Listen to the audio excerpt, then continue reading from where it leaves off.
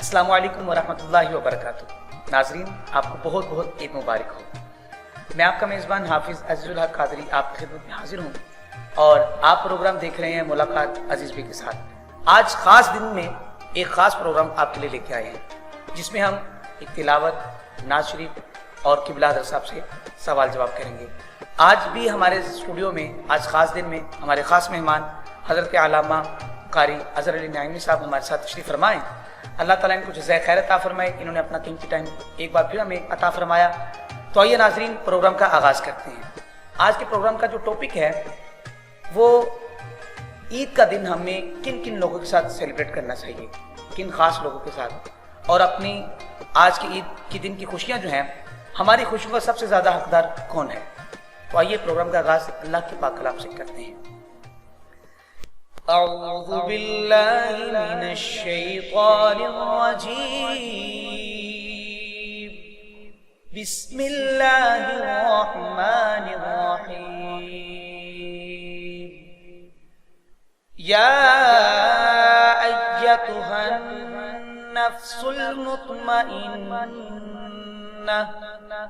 इरजिई इला रब्बिकी रादियतन मर्दिय्या फदखुली फी इबादी वदखुली जन्नती सदक़ल्लाहुल अज़ीम। आइए नाज़रीन, नाज़ शरीफ समाअत फरमाएं।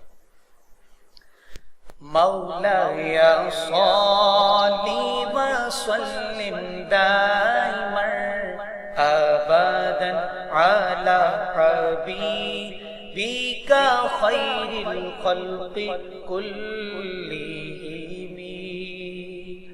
या रब्बी बिल मुस्तफ़ा बल्लिग मक़ासिदना। या रब्बी बिल मुस्तफ़ा बल्लिग मक़ासिदना वग़फ़िर लना मा मज़ा या वासिअल करम। मौलाया सल्ली व सल्लिम दाइमन अबदन अला हबीबिका खैरिल खल्क़ि कुल्लिहिम। तो आइए नाज़रीन, हम अपने प्रोग्राम का आगाज़ करते हैं। आज का जो हमारा टॉपिक है कि आज का दिन ख़ास जो है, ईद का दिन, हम सबसे ज़्यादा हमारी खुशियों का सबसे ज़्यादा हकदार कौन है, तो हमें किन लोगों के साथ ये ईद का दिन सेलिब्रेट करना चाहिए, ये हमारा सवाल है। आइए हम अपने अल्लामा साहब से मुलाकात भी करते हैं और इस सवाल का जवाब भी लेते हैं। अस्सलामु अलैकुम वरहमतुल्लाहि वबरकातुह। जी वालेकुम सलाम वरहमतुल्लाहि। कर सबसे पहले तो आपको बहुत बहुत ईद मुबारक हो। जी खैर मुबारक, आपको भी बहुत बहुत मुबारक, और आपकी पूरी टीम को और मेरे जितने भी देखने वाले नाज़रीन हैं सबको बहुत बहुत ईद की बहुत बहुत खुशियाँ मुबारक। खैर मुबारक। तो क़िबला कर साहब, आज का दिन कैसा गुजरा आपका? अल्हम्दुलिल्लाह बहुत खुशियों भरा गुजरा।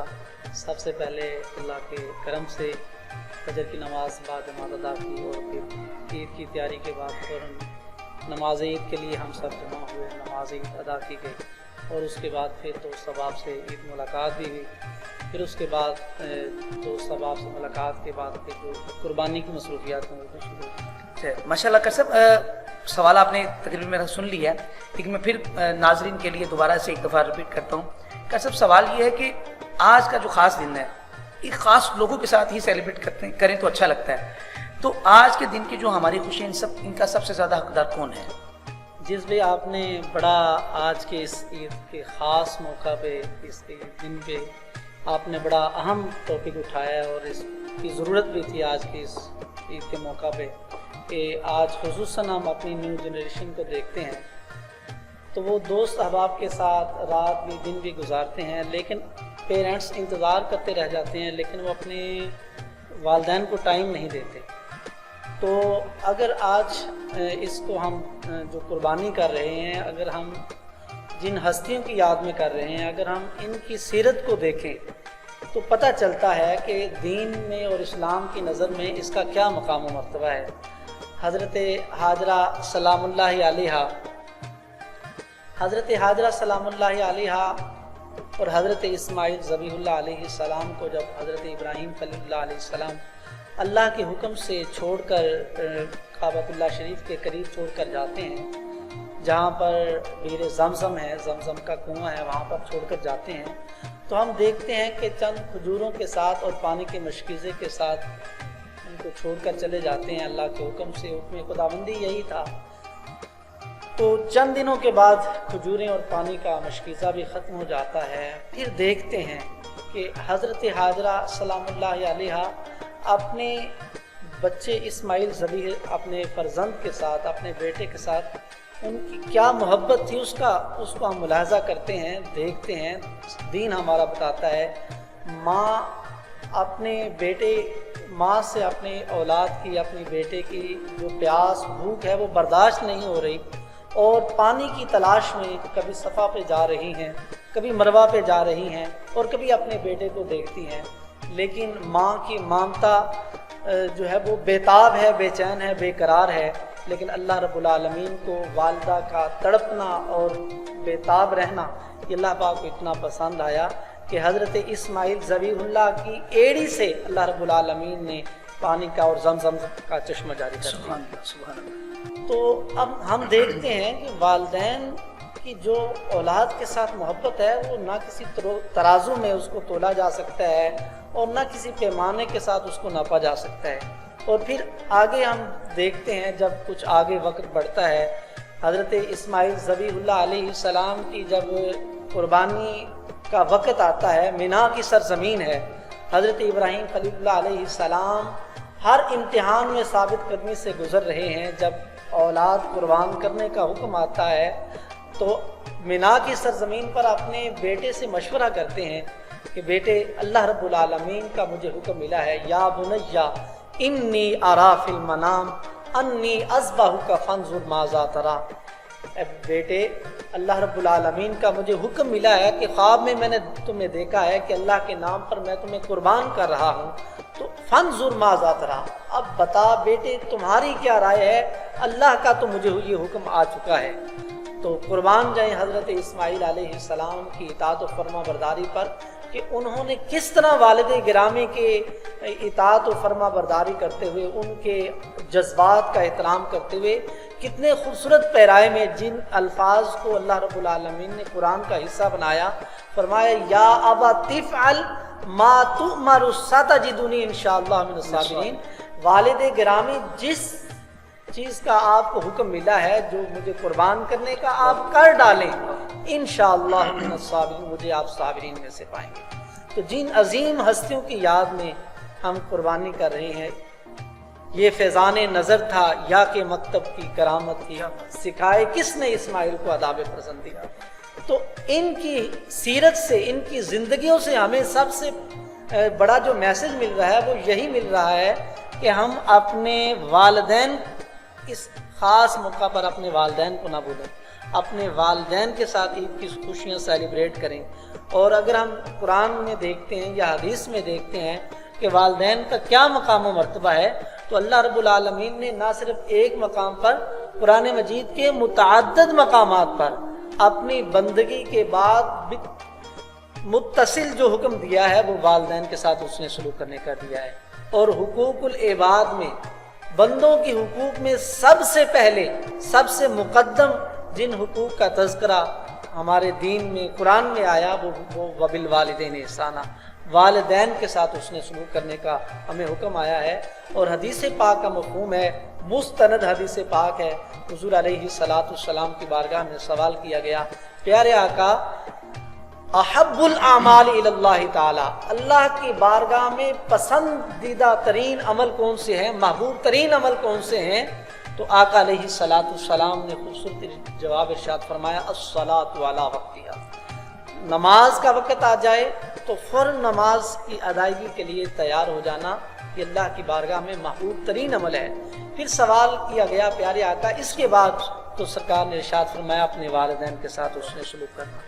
تو احادیث مبارکہ اور ایک حدیث پاک میں یہ بھی فرمایا گیا، ہما جنتک و ہما نارک، والدین جنت بھی ہیں دوزخ بھی ہیں، اگر اطاعت و فرما برداری کریں گے تو جنت ملے گی، اگر نافرمانی کریں گے تو دوزخ ملے گی۔ ایسا وہ آپ نے بڑی خوبصورت انداز میں حضرت اسماعیل علیہ السلام کا واقعہ ہمیں تفصیل کے ساتھ سنایا کہ کس طرح سے انہوں نے اپنے والد صاحب کی آواز پر لبیک کہتے ہوئے اپنے آپ کو خدا کی بارگاہ میں حاضر کیا.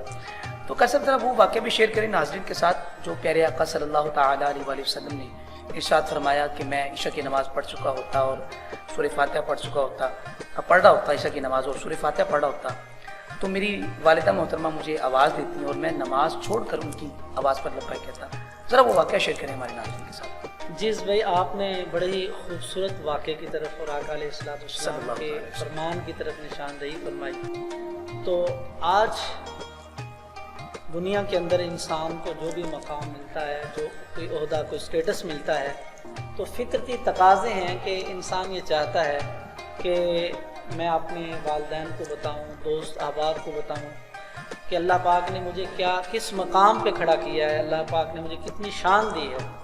تو حضور علیہ بلا تشبیہ و بلا مثال سمجھانے کے لیے میں بات کر رہا ہوں. آقا علیہ السلام کی کوئی مثال نہیں ہے. حضور علیہ السلام کی زندگی کا جو مشن تھا وہ اللہ کے دین کو عام کرنا تھا، دور دور تک اسلام کی دعوت کو پہنچانا تھا. اب ابتداء حضور علیہ السلام جب اسلام کے پرچم کو بلند کرنے کے لیے نکلے تو بہت کم لوگ آپ کے ساتھ تھے، اور سب سے پہلی دعوت میں سب رشتہ دار چھوڑ گئے سوائے حضرت علی المرتضیٰ کرم اللہ تعالی وجہ الکریم کے. حضرت علی پاک نے حضور کی بارگاہ میں عرض کی، پیارے آقا میں ہر طرح سے آپ کی معاونت کروں گا، آپ کا ساتھ دوں گا.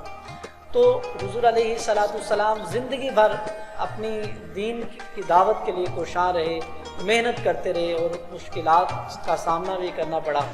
لیکن پھر وہ وقت بھی آیا کہ جب ہر طرف دین پھیل گیا اور صحابہ کرام حضور علیہ السلام کی تبلیغ سے، آقا علیہ السلام کی تعلیم و تربیت سے دین کی دعوت کو لے کر بہت دور دراز تک چلے گئے.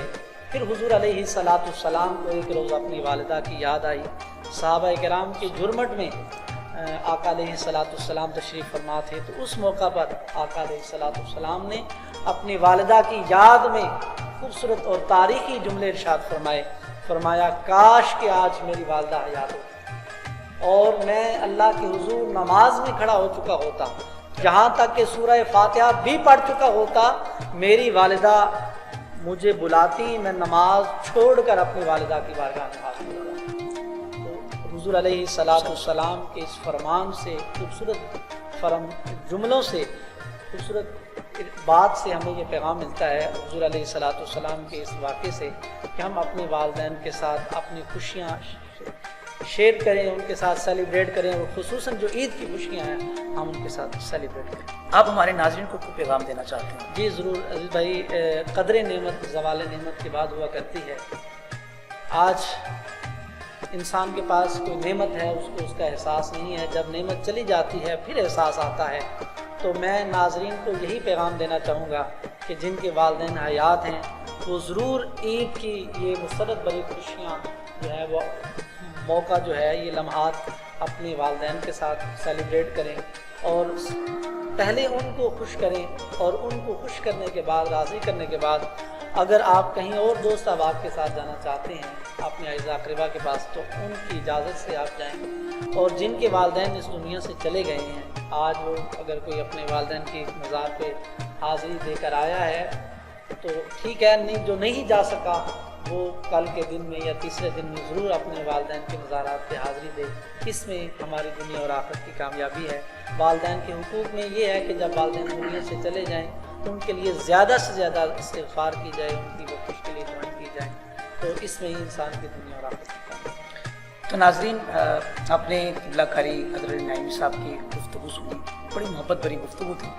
تو ایک بات میں بھی ایڈ کرتا چلتا ہوں کہ حضرت بایزید بستامی رحمۃ اللہ تعالیٰ علیہ، آپ تقریباً 12 سال کا عرصہ آپ جو ہے وہ اللہ کی راہ میں، اللہ کی ولایت حاصل کرنے کے لیے، اللہ کے دوست بننے کے لیے اور یہ چیزیں حاصل کرنے کے لیے، اللہ کا قرب حاصل کرنے کے لیے 12 سال تک آپ نے محنت کی. لیکن کیا ہوا، ایک دفعہ خیال آیا کہ میں اپنی والدہ محترمہ سے ملاقات کے لیے جاؤں. تو والدہ کے پاس جب تشریف لائے تو رات گئے، کافی ٹائم گزر چکا تھا. تو والدہ ماجدہ نے اپنے بیٹے سے کہا کہ مجھے پانی چاہیے. تو پانی لینے کے لیے جب آپ گئے تو پانی تھوڑا سا گھر سے دور تھا, تو پانی لے کے جب واپس آئے تو والدہ محترمہ آرام کر رہی تھی, آرام فرما رہی تھی. آپ نے نہ اٹھایا کہ کہیں والدہ کی جو نیند ہے وہ خراب نہ ہو جائے, تو آپ وہ مٹی کا پیالہ جو ہے وہ اپنے ہاتھوں پہ لیے کھڑے رہے. تو کافی دیر تک سردی کا موسم تھا. وہ کچھ دیر کے بعد جب والدہ محترمہ کی آنکھ کھلی تو پوچھا, بیٹا تم کس لیے کھڑے ہو؟ کہا کہ اماں جان آپ نے مجھ سے پانی طلب کیا تھا, تو میں پانی لے کے جب آیا ہوں تو پانی لے کے دیکھا تو آپ جو ہے وہ آرام کر رہی تھی, تو میں نے آپ کے آرام میں خلل نہ ڈالنے کی وجہ سے میں کھڑا رہا. تو والدہ محترمہ نے جب وہ پیالہ اٹھایا تو آپ کے ہاتھوں پہ چپکنے کی وجہ سے آپ کے ہاتھ کے جو ماس ہے یہ تھوڑا سا اتر آیا اور خون تھوڑا سا ہلکا ہلکا بہنا شروع ہوا. تو آپ کی والدہ ماجدہ نے اسی وقت اللہ کی بارگاہ میں ہاتھ اٹھائے اور کہا کہ باری تعالیٰ میرے بیٹے کو اپنا ولی بنا لے, اپنا قرب عطا فرما دے. انہی جملوں کی وجہ سے اللہ تعالیٰ نے ان کو ولایت عطا فرمائی. تو ناظرین, آپ سے التجا ہے کہ آپ بھی اپنے پیرنٹس کو ٹائم دیں, ضرور ٹائم دیں ان کو. یقین سمجھے آپ کے دل کو تسکین حاصل ہوگی. تو اللہ تعالیٰ ہمیں جتنی بھی ہم نے گفتگو سنی, اللہ تعالیٰ ہمیں اس پہ عمل کرنے کی توفیق عطا فرمائے. میرے والدین کو صحت والی عافیت والی زندگی عطا فرمائے, اور دیکھنے والوں کے بھی والدین اگر حیات ہیں تو اللہ تعالیٰ ان کو زندگی عطا فرمائے. اگر اس دنیا فانی سے کوچ کر گئے تو اللہ تعالیٰ ان کو اپنی جوار رحمت میں جگہ عطا فرمائے. تو ناظرین, آپ کو ہماری یہ ویڈیو اچھی لگی ہوگی. اگر اچھی لگی ہو تو اس ویڈیو کو شیئر کریں, لائک کریں اور کمنٹ باکس میں کمنٹ بھی کریں, اور ہمارے اس چینل بابا اسلامک اسٹوڈیو کو سبسکرائب کریں.